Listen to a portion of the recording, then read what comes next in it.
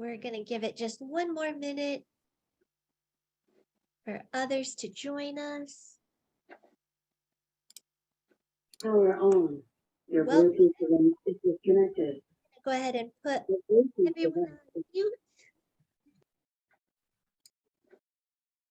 just so there's no background noise.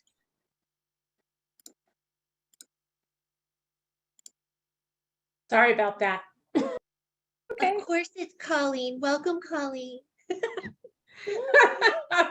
Wow. Thank you, Britt. I give you a hard time, right? I guess so. Yeah. All right. Give it just one more minute. Make sure no one's waiting in the waiting room.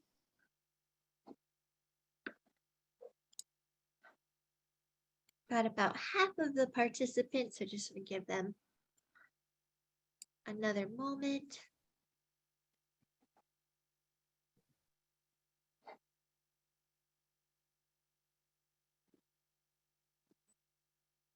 All right, I will allow them in when they arrive in the waiting room, Ursa, but I'll get us started in an effort to maximize our time.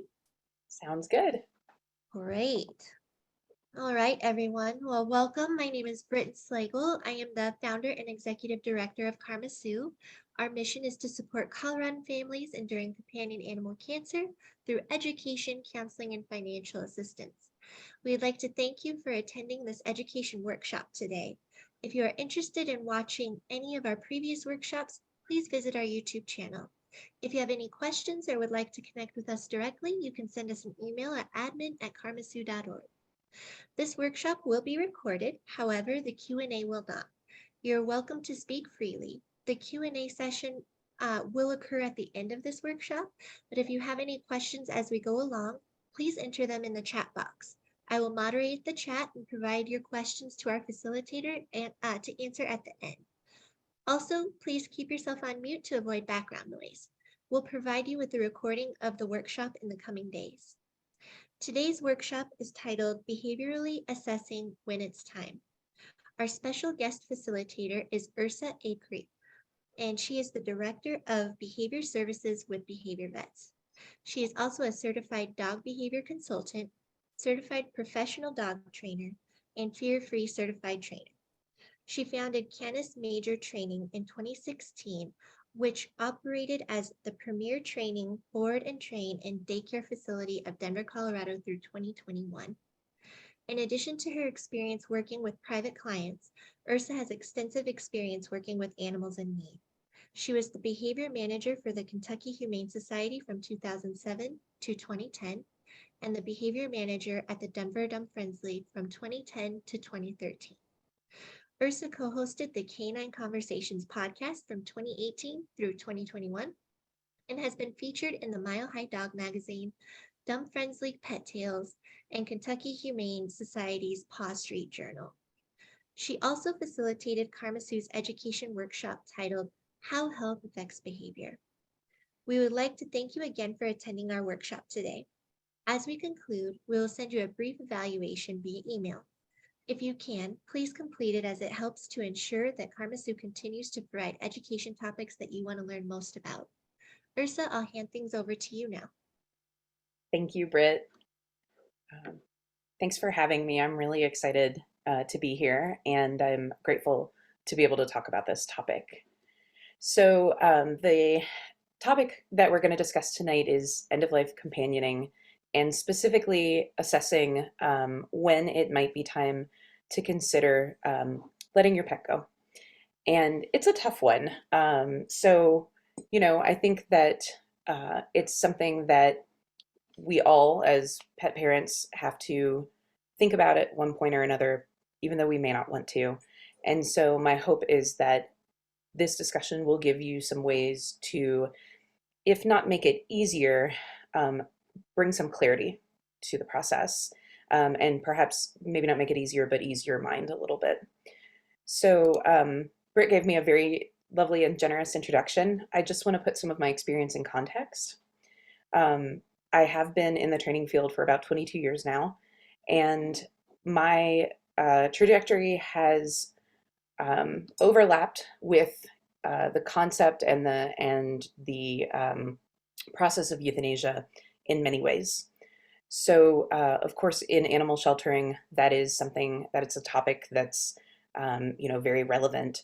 And as a behavior manager for 2 different shelters, I was deeply involved in assessing the suitability of animals for adoption and whether their behavior was healthy for them and for our adopters and for the community. And then additionally, as a behavior research technician, I worked with animals that lived all together for the extent of their lives and were provided care, including end-of-life care. And I was involved in the decisions about when their quality of life was poor enough to consider euthanasia. It's a topic that I discuss with my clients at times, less frequently, but it does definitely happen. Sometimes it's due to medical issues, and many times more relevant to me, it's due to behavioral issues. So again, I'm no stranger to the topic. And then in addition, I've had 4 pets of my own for whom I've had to make the decision. So one of the things that I try to help talk to my clients about is how to make the decision. It's not my place to make it for anyone, but I do think that if I can help inform my clients on how to look at it and what things to consider, they can make a decision that they're more comfortable with at a time when they feel like it's the right time. So hopefully that just kind of helps put into context where I'm coming from and how my professional experience has informed what I'm going to talk about tonight. So I wanted to include this quote because I thought it was really relevant to this subject. Compassion is to look beyond your own pain to see the pain of others. And I think that that is exactly what we do when we think about our pets in this context, because the concept and the idea of losing a pet is extremely painful to us, those of us who care about them or care for them. And what we're doing is we're saying, yes, this is going to be very painful for me, but I am going to look beyond that to make sure that I can ease the pain of the animal that I care about. And so I thought this was really relevant to kind of frame how we're going through this process and recognize that it's painful for both sides, but that we are setting aside the pain that we're feeling in order to hopefully ease the pain of the animals that we care for. And I also wanted to bring a little bit of brevity because, again, this is a heavy emotional topic. But I encountered something on social media a while back that just makes me chuckle every time I think about it because I relate to it so deeply. And it's a podcaster that I follow. He does podcasts about figures in history. And he said, my puppy is going to join us. He said, "Why, yes, I would like to adopt a tiny semi-feral animal with a lifespan just a fraction of my own, and then make its continued survival the linchpin of my mental health." So that really spoke to me because especially I can think of, several of my pets that were really like my soulmate pets and approaching their end of life thinking, how am I going to get through this? I just don't see through the other side. And so this just sort of framed it for me in a funny way. And I appreciate comic relief and I appreciate, dark humor as a coping mechanism. So I wanted to share that because hopefully, we can all kind of have a little bit of a chuckle at ourselves for, just the things that we deal with as humans who love animals. So I want to start out just briefly by kind of framing our discussion. I want to thank you for being here because if you're here, it's because you have an animal in your life that you care very deeply for, and you're my people because of that. I just want to point out that these are guidelines. It's not black and white. It's not a black and white process. Every situation and every pet is different and every home is different. So not all of this is necessarily going to be relevant or the right fit for you, but I want to encourage you to take anything that speaks to you or resonates with you and just leave the rest behind. It's for somebody else. I also want you to go easy on yourself because, like I said, this is a really hard process and a hard thing to do, to take on this responsibility of caring for an animal in this way. And just remember not to be too hard on yourself during this process. So my goals for this workshop are to talk about what factors you can consider when you're looking at, possibly making the decision to let your pet go, how you can consider those factors, how you can decide who might be involved in that decision, how you can implement an assessment, and then just some tips around like other considerations and other things that might help you put things into perspective. But first, I want to talk about what is quality of life. So we want to define that first, right, before we decide how we're going to assess it. So quality of life is a subjective measure of happiness and comfort, and it's subjective because it's different for everyone. So every pet's quality of life is different from the next, and we have to take into account the individual animal when we're talking about their quality of life. So what did it look like at their prime? What does it look like currently? What does it look like specifically for this pet? So very subjective, and that's sometimes I think what makes it a little more challenging. It's a combination of physical, psychological, and behavioral factors. Again, I think that's also what makes it really challenging is it's not just a matter of, well, can we check off a box that says that the pet is sick and not going to get better? Sometimes we don't really know what the state of their physical condition is or how quickly it's going to deteriorate. And that's why we have to look at these other things to help inform us how well they're feeling and whether or not they're suffering to a point that is intolerable. So quality of life assessment, it's an assessment of a pet's daily lifestyle, our ability to meet their needs, and then just kind of generally how they're feeling. And lots of factors go into deciding how they're feeling. And so that's kind of what we're going to dig into today, how you can look at those factors and use them to inform your assessment. So how are you going to evaluate it? You have to decide what's important for you and your pet. That's the starting place, right? Because those important things are going to help you decide how your pet is feeling. And monitoring those things are going to help you sort of observe the trajectory of how they're doing and what their welfare is like. So the first thing is, what is important to you? And I would say you and your pet. Is it an interest in social time? Is it how much pain they're feeling or not feeling? The ability to participate in your family or in activities that they've always loved. So that could be, do they not want to snuggle on the couch anymore? Do they not want to play fetch anymore? Or they're not feeling as social as they were. You can tell that they're in a lot of pain. It's important to narrow down the things that are relevant and important to you and your pet so that you can sort of single out some of those factors to monitor. You also need to decide who's going to be involved in the decision.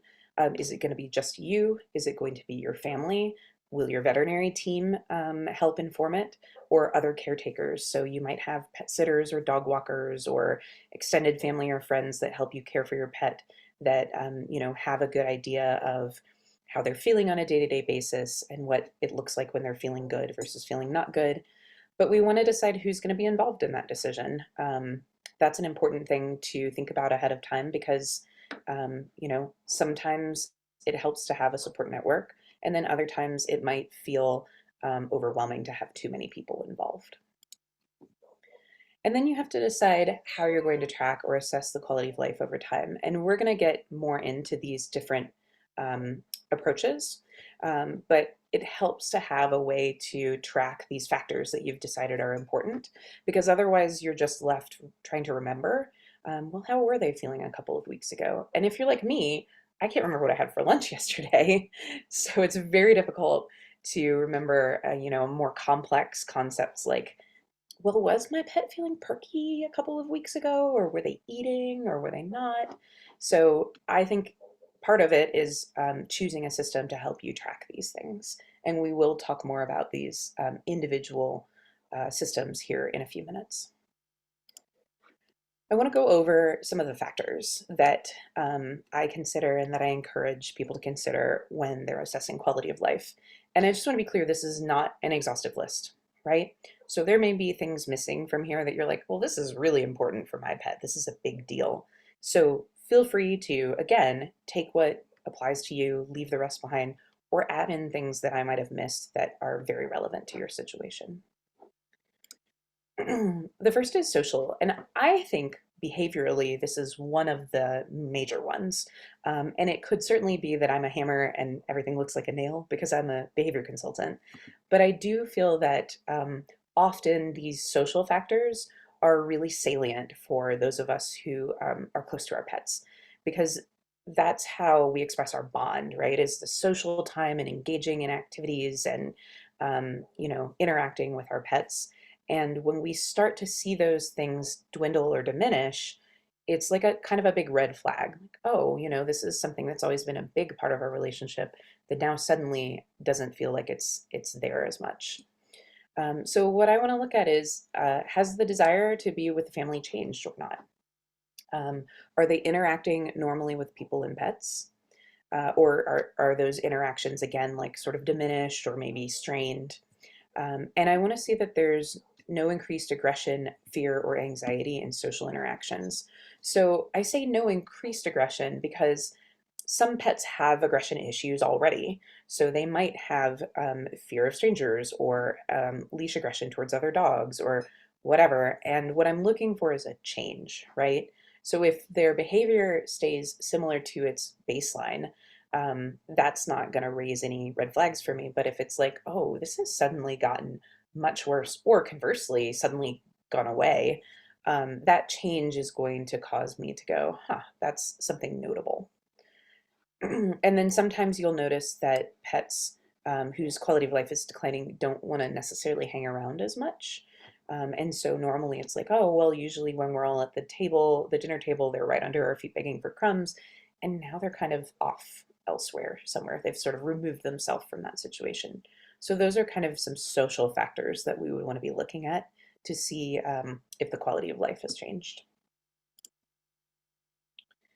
The next one is health. And this is one that I think is, everybody kind of thinks of immediately.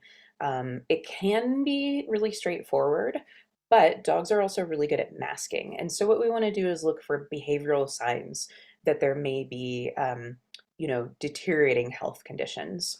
And I always want to, check with the vet. I want you to check with your veterinarian to have a discussion about that, because there may be manageable health concerns, or they may say, we've done all the management we can, and so it's not going to get better from here. That's good information to know. But so for some behavioral signs that there may be some deteriorating health concerns, excessive panting is always one. And sometimes people will go, oh, my dog's hot all the time. But constant panting is actually a sign that there might be some pain or discomfort. Pacing, so a dog that can't settle. Sometimes we attribute that to psychological concerns, but often it's that they can't get comfortable. So they just cannot get comfortable no matter what they do. So they might lay down for a minute and then get back up and pace around, and then lay down and then get back up. Obvious signs of pain like yelping, tenderness, hesitance to let you touch or manipulate them in ways that were no problem before. Any existing chronic health concerns need to be monitored really carefully, and that's, again, something that you'll want to discuss with your vet to be aware of any signs that things might be getting worse, and that would be specific to whatever the health concern was. Medication administration. So this is one that sometimes flies under the radar, but if a pet that has taken medication suddenly refuses and it becomes increasingly difficult to give medication, sometimes that's a learned behavior where they're like, man, that was unpleasant and I just don't want to do it again. And sometimes that refusal to accept medication can be a sign that they're just really, really feeling bad. And their quality of life is poor and they just can't tolerate the process of medicating. So again, that can be really contextual and individual to your pet, but it is something that you'll want to notice if it's happening. Mental health. So this kind of goes in line with behavior, but it's a little bit different from the social aspect. So this is more about the animal themselves, right? So do they still enjoy the same things that they used to enjoy? And obviously, as pets get older or are struggling with health issues, their ability to enjoy things in the same way may be limited. So maybe they can't chase the ball like they used to, or do agility like they used to, or jump up on the counter or whatever. But are we seeing that they're attempting a version of these things and they seem to be engaged in a similar way, even with physical limitations? Do they have the same likes and dislikes? So are they still food crazy, or love to play with a toy, or love to get, sit in your lap and get pets? Or does it seem like the likes have changed or diminished? And also, I think the dislikes are really important too. So when pets stop caring about things that they don't like, that can be a sign that they're sort of like, I give up, right? No change in stress or anxiety. And again, it's not that it never existed, it's that it's the same as it has been, or you're not seeing like a major change. So an animal with existing stress or anxiety, we would still expect to see the same behavioral symptoms, just that it hasn't gotten significantly worse or significantly better all of a sudden. Whether or not they seem confused or apathetic. And that's kind of in line with like removing themselves from social situations that they would normally like to be in. Do they just sort of seem like the light's gone out a little bit, or that they're confused about situations that normally they would not have a problem navigating? And then the nighttime routine, and that's a big one. And this is something that I've experienced with several of my dogs as they got older and accumulated some health issues, was that sort of like nighttime restlessness that got increasingly worse as their health deteriorated. So that, I would say, is a big sign that you want to take a look at. And obviously you can talk with your vet. Maybe it's something that can be managed. Maybe it's pain, but it's definitely a sign that you want to pay attention to and investigate further. Natural functions, again, this kind of goes with the physical health, but behavioral signs that maybe there's something going on internally. How's their appetite? Has it significantly increased? Has it significantly decreased? Same with water intake. Are they drinking a ton? And I think it's also important to note, is their drinking matching their peeing? So if they're drinking a ton and not peeing much, or if they're drinking very little and peeing a ton, I usually will kind of note that. That's something to take a look at. And then urination and bowel control. Are they able to hold it? Maybe not always like they used to, but a sign for one of my older dogs was suddenly he couldn't control his bowels, like just within a matter of weeks. And that was a big sign for me that something was not good. And then their ambulation. Obviously, pets get stiff as they age and as they, accumulate health issues, but major struggles in ambulation are definitely a sign that quality of life is declining. And again, some of those can be accommodated. Pets have wheelchairs and we can carry smaller pets in and out. But that change in ambulation is something to be looked at as well. So those are some factors for things to assess, to look at quality of life. And now I want to talk a little bit about how to assess. So if we're looking at all of these factors, how are we going to use them to determine what our pet's quality of life is like, and if it's gotten better, worse, or stayed the same? So a couple of the factors that we want to consider are the timing of our assessments.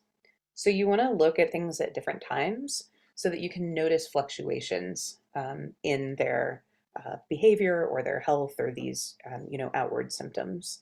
And I think it can help, again, to look at day versus night or morning versus evening, to see, is it great in the morning but then really bad in the evening, for example. So the timing is really important to get a picture of how things are changing throughout the day. I also think it can be helpful to have multiple observers. Sometimes, especially if you're the one who's closest to the pet, it can be hard to do this, for one thing, just emotionally hard. And it can also be hard to kind of step back and be objective. Also, if your relationship with your pet is very close, their behavior might express in a different way than with someone that they don't know as well. So I do think it can sometimes be helpful to have family members, friends, and caretakers do different assessments to see different things. The only thing that I will say is that sometimes it can get fraught if people don't agree.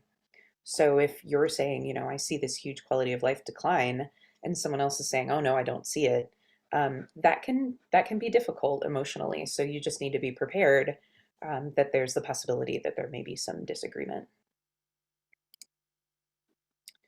And then the last thing that I usually encourage people to do is kind of zoom out a little bit. So look at a longer scale of time, not necessarily day to day. Now, granted, there might be dramatic changes from day to day, which is obviously a more severe situation. But often with older pets or pets with longer term chronic or terminal health conditions, we see a longer sort of period of decline. So it's not happening one day to the next, it's happening over the course of weeks or months. And so I think it can help to say, oh, I did this assessment weeks ago and it looked like this, and I'm doing it today and it looks like this, and there's a huge change. That can be helpful to notice. Or there's not that much change at all, so things really haven't gotten significantly worse. But I do think it's helpful to consider the scale of time that you're looking at when you do your assessments. So I want to talk about a couple of different ways that you can assess your pet's quality of life. One of the easiest ways from a logistical standpoint is a way of just overall tracking when your pet has good days versus bad days. And so this could be via a calendar where you put a check mark for good and an X for bad, or a smiley face for good and a sad face for bad. And what we're looking for is, what is the trend over time? So if I do this for 6 weeks, how many smiley faces did I have per week at the beginning versus now? And is it significantly different? And so are we now having more bad days than good days? That's a quality of life concern for me. You can also use like a marble jar, where you have 2 jars and you put a marble in the good day jar on a good day and a bad day jar on the bad day. And again, how are they filling? Do we have more in the good jar? Do we have more in the bad jar? And these are probably one of the least involved ways to measure quality of life, because you're kind of going on a feeling. So what was the day like? It's easy to miss something if you're not with your pet all day. So if you're using this method, it's really better for if you're home with your pet the majority of the time, and you can kind of keep an eye on them throughout the day and assess, was today pretty good or was today not so great? If you're gone at work, for example, you might be missing things. You might be missing a good day or a bad day, and you're only assessing based on like a certain period of time, which if it's the same time every day and you're comparing, that could still be helpful. But I do think that this is better for caretakers who are able to spend the majority of the day with their pets, because they're not going to miss anything. The next one is a checklist. And so the way that this kind of works is those factors that we talked about, right? You're going to make a list of the things that you feel are key indicators of your pet's quality of life. So maybe it's appetite. They love their meal. Maybe it's getting up and walking out to the yard, like being able to do that, or how well they can hold their bladder, and we want a list of things. So it's maybe choose like the top 10 things that you feel are indicators that your pet's quality of life is good, right? So they're still playing ball, they're eating with enthusiasm, they're greeting new people in the home exuberantly, et cetera, et cetera. And you're going to cross off those things as they stop happening. So if you notice that your pet no longer has an appetite for their food, or an exuberant appetite for your food, you cross it off the list. And what we're going to do is kind of monitor, like, how many of these things are dropping off of our list. Do we suddenly have, more than half of these gone? That's a concern, a quality of life concern. This one is a little more involved than the first method. I do think that this can be kind of sad. And so you have to have the right mental state to be able to say, like, well, there's another thing that's telling me my pet's quality of life is poor.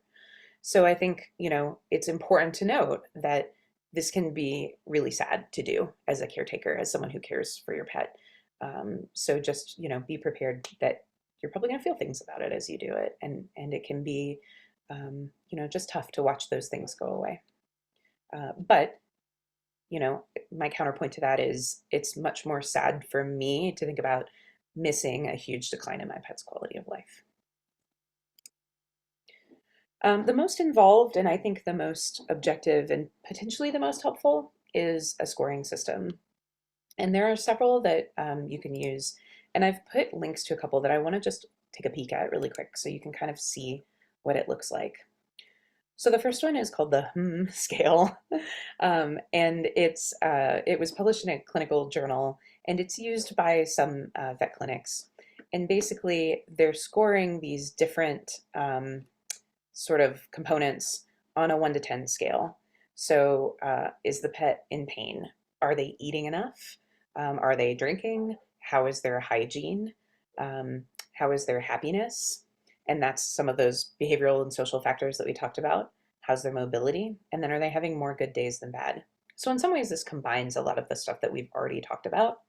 And you rate it. You literally rate it on a scale of 1 to 10. And you're going to try to use the same assessment each time so that you have this objective comparison. So they might be a 10 one day and a 5 the next, and that's an important decrease.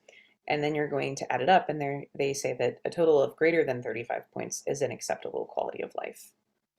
So this is one scale that you can use, and it's a pretty easy one, so it's not super involved compared to the other ones. This lap of love, and I believe Britt mentioned that this was on the KarmaSue website or provided in their resources. This is a little bit more involved. So you're looking at, again, scoring them. It's on a scale of 0 to 2 here. They break it out a little more, so more sort of granulation in each section to get a little more specific about some of these things. And then they give some ranges. So if you're here, its quality of life is probably okay. If you're here, it's questionable and maybe you need to talk to your vet. And if you're down here, this is something that you really need to look at. So this is a severe quality of life concern. And they talk down here more about, rating your concerns about your ability to care for your pet. And you can add that in as well, which I think is really important. We'll talk a little bit more about that here in a few minutes. But this is another whole section to consider is, how concerned are you about these factors that have nothing to do with what's happening directly with your pet and they're inside of them. So I like this one as well. Again, I think it just makes it a little more specific. You can also add in anything that's specific to your pet. So again, like if you want to put in another social, like, okay, if your dog loves to play fetch or cuddle on the couch or whatever, put that in there and rate it every time you do this assessment, and that'll help you see how it's progressing over time. And then this last one is, similar to the lap of love, but it's basically, kind of even more granular. They're asking questions about like, what is your pet doing? Your pet does not want to play, and then you're going to rate that you strongly agree or strongly disagree or anywhere in between. And so it's a little bit of like a different version of this last one with some different things on this list. And so what they're looking at is how many of these numbers are you circling? So these are all sort of, I guess, negative phrases for lack of a better word. So my pet isn't eating very well. They don't want to play. So what we're looking at is, are the X's kind of concentrated on this end of the scale? Or are they concentrated on this end of the scale? Or is there kind of a range? And so you're going to kind of look at this visual and mark here where you think their overall quality of life is. And then you want to watch where that mark moves over time. So is it staying about the same? Is it getting better? Or is it getting worse? And that's notable. So you can kind of look at that scale and how it moves over time. So these are 3 examples. This is, again, not anywhere close to an exhaustive list. You can Google quality of life assessment for pets. And I do want to mention that these are very dog-centric.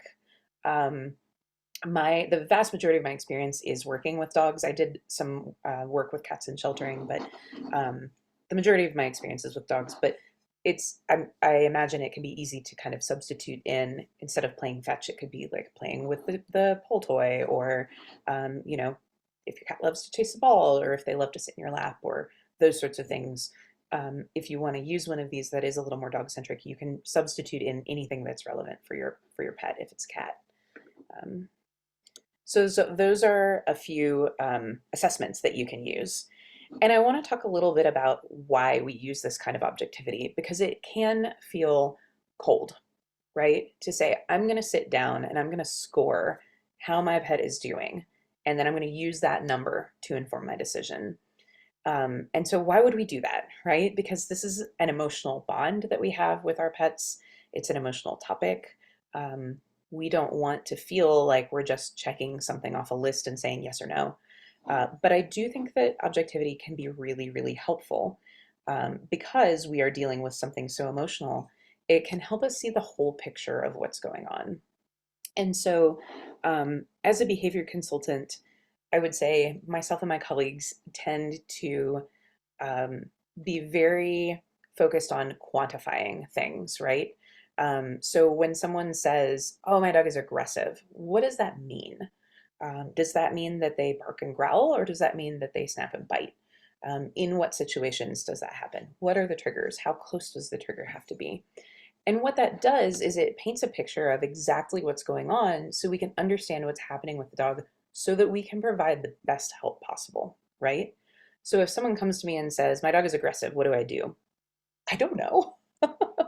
I don't know what you mean by that. I have to have objective, quantifiable details to actually give you help. And I think that it's the same here, right?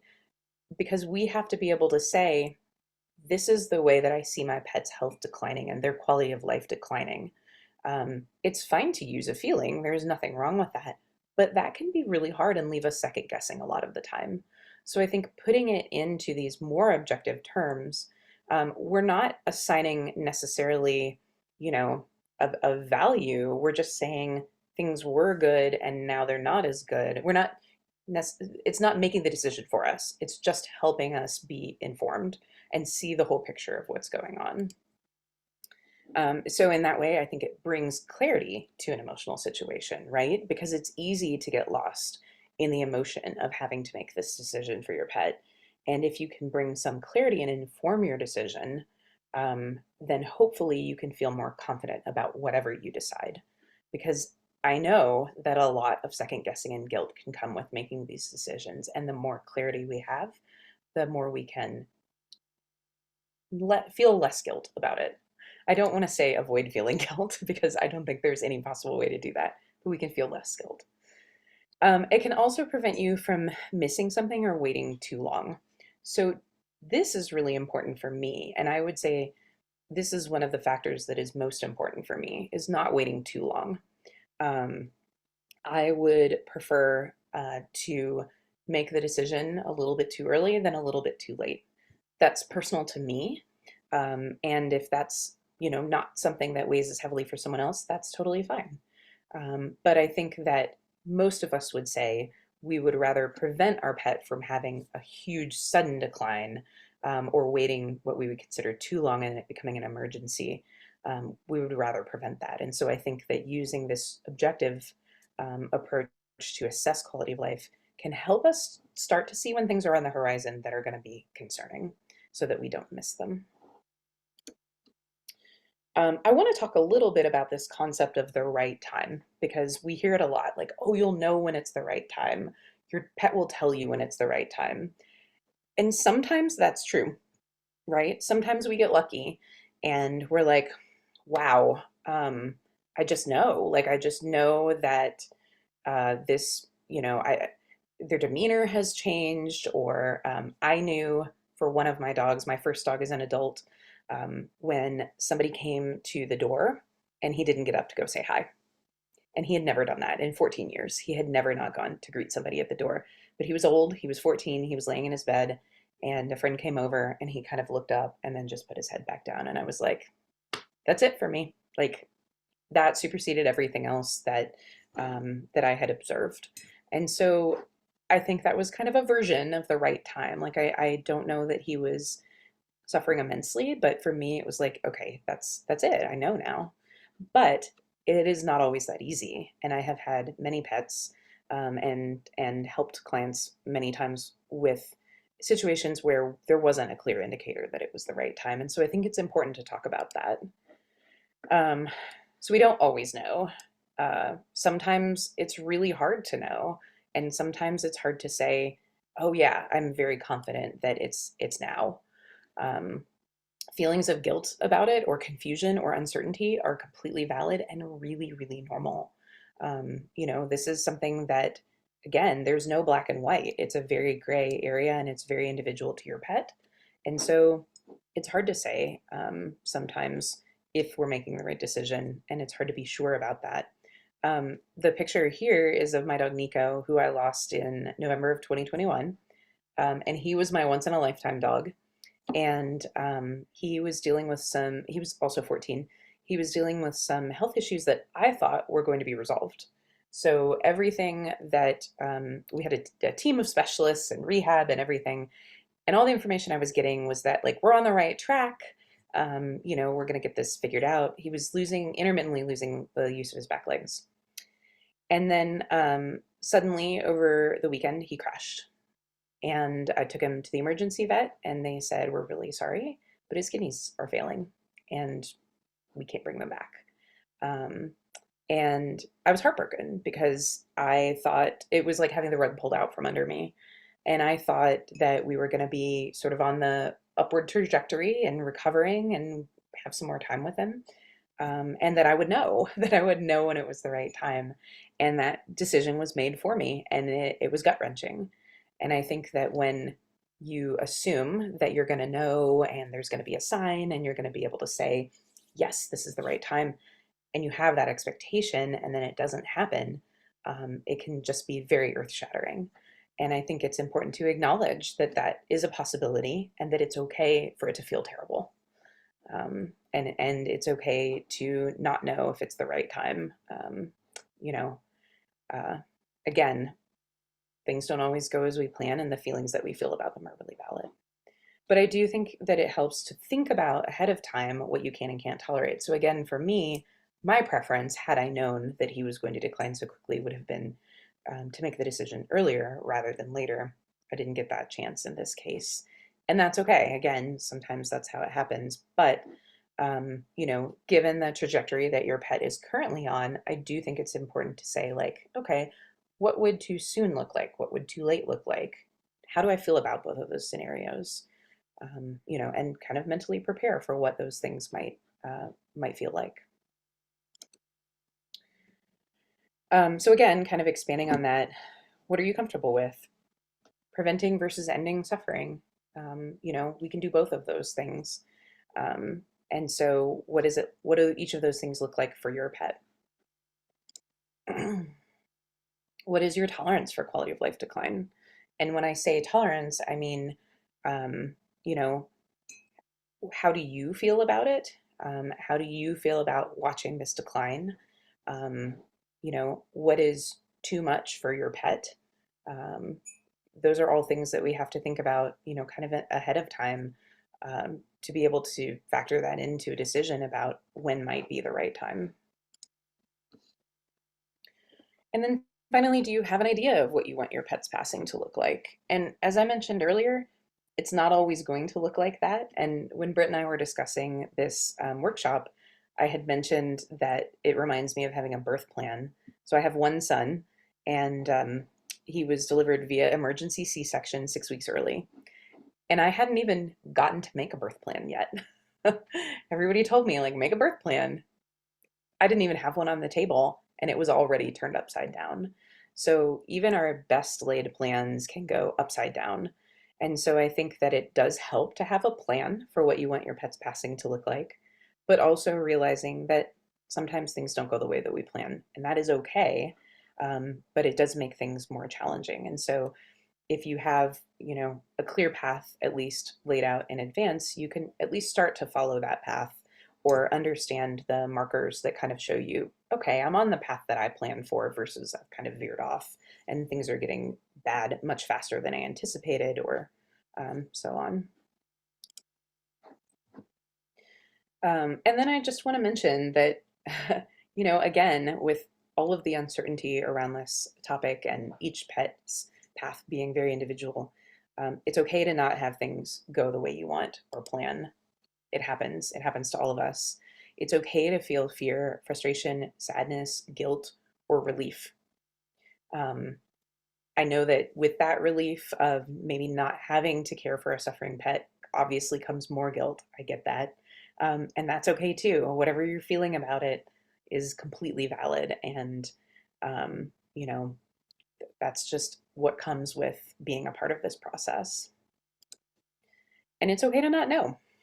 So it's all right to say, I've been doing these quality of life assessments and I just still don't know. I don't know what the right decision is. And that is okay too. It's really hard to know what decision to make and when to make it. And it's okay for you to say, I'm not ready to make the decision yet, or I just don't know how to do it yet. And along with that, I want to just briefly talk about our quality of life, because I think this is really important. And I've got this image here because to me it evokes the idea of pouring from an empty cup, which is something that is just incredibly difficult when you're spending all of your time and energy caring for someone else. You run out of that eventually, and then you can't care for them anymore because you're not caring for yourself either. And so I just want to make a couple of points about your quality of life as a caregiver to a pet that is ailing or aging. It's important. Your and your family's quality of life are also important. And it's okay to consider the time, energy, and resources that you have to dedicate to providing palliative care for your pet. That's not selfish. That's realistic. Because again, if you run out of those things, you will no longer be able to provide care for your pet. And it's okay to decide that you can't continue to provide the necessary level of care.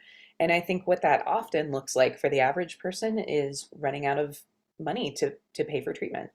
Veterinary care is very expensive. And I think sometimes our hand is forced by saying, I can't afford to keep going. I can't afford to do another four-figure, diagnostic test. And that's okay. That's the reality of the world that we live in, and that is not your fault. So I think it is important to have a support system around you when you're dealing with these issues. That can include your veterinary team, friends and family who are supportive.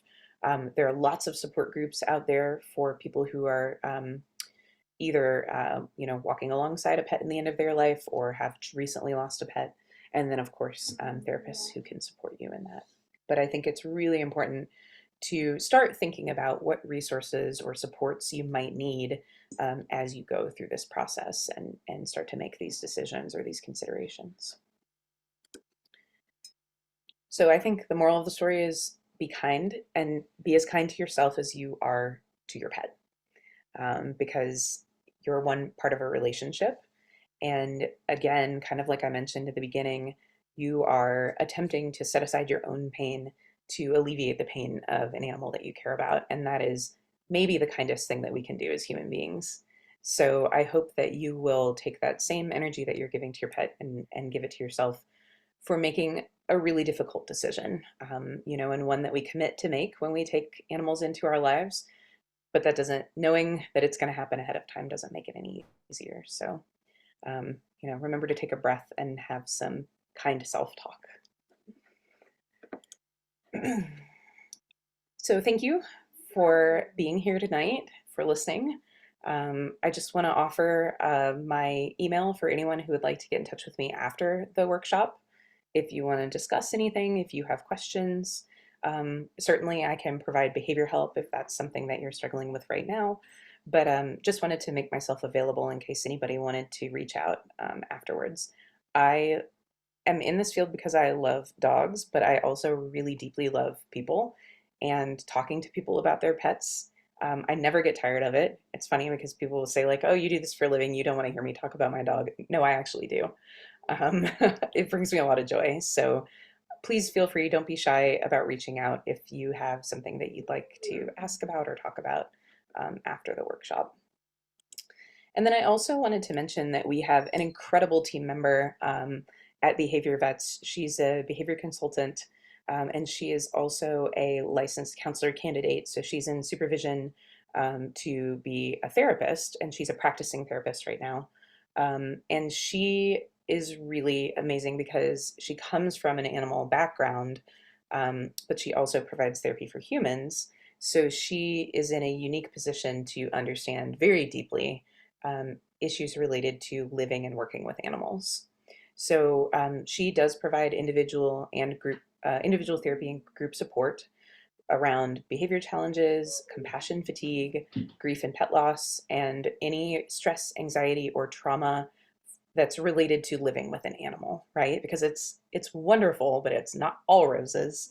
So if you're feeling feelings about living with an animal that is sick or has behavior issues or is elderly, she can help. She deeply understands these issues and is happy to help. Britt will also provide the link to that service in the follow-up materials, but you're welcome to scan the QR code here. It'll take you to the page with some more information about that as well. And then Jana will also be presenting a similar workshop on disenfranchised grief through KarmaSue, and it's probably coming in like May or June. We haven't nailed down a date yet, but I just wanted to mention that so that you can have it on your radar. If you're already signed up to receive notifications from KarmaSue, you'll get an email about it. And then finally, I just wanted to let you know how you can either follow us or contact us. We're on social media, and then the QR code will take you to our website. We specialize in behavior services, so we are a veterinary behavior clinic. That means we have board-certified veterinary behaviorists who specialize in treating behavior alongside behavior consultants, so me and my team that specialize in the behavior modification piece. And we've seen it all, and we love people. We're very client-centered, and if you have any behavior concerns or challenges with your pet, we would love for you to reach out to us so we can provide you with some support. And that's it. So thank you guys for listening to me talk. Thank you so much, Ursa. This was a great presentation. We appreciate your knowledge and compassion for the topic. So thank you for doing this. Yeah, absolutely. Thank you so much for having me. Like I said, it's a privilege to talk about things that are so important to me. So Absolutely. We can definitely open it for questions, but I would like to stop the recording before we do so. So I will say goodbye to all of the people that are watching via recording. Thank you for watching this today, and we will be sending out our resources, surveys, and all of